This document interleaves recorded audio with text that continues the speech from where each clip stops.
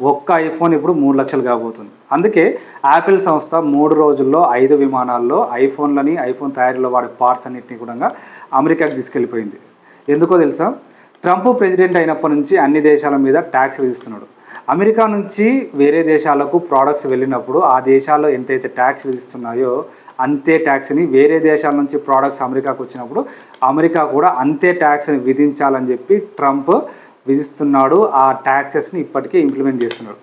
So Apple సంస్థ అమెరికాదే అయినప్పటికీ ఆ సంస్థ తయారు చేసే ఐఫోన్స్ ఎక్కువ భాగం ఇండియాలో తయారవుతాయి, చైనాలో తయారవుతాయి. సో ఇక్కడ తయారయ్యి అమెరికాకి సప్లై అవుతాయి. సో ఇప్పటి వరకు ఇండియా అండ్ చైనా నుంచి అమెరికాకు వెళ్ళే ఫోన్స్ మీద ఎట్లాంటి ట్యాక్సెస్ లేవు. కానీ ఇప్పుడు ట్రంప్ వచ్చిన తర్వాత 5 to 26% వరకు ట్యాక్సెస్ని విధిస్తున్నాడు. ఆల్రెడీ 5% ట్యాక్స్ ఇంప్లిమెంట్ అయింది.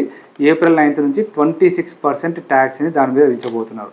చైనా నుంచి అయితే ఈ ట్యాక్స్ 36% వరకు ఉండబోతుంది.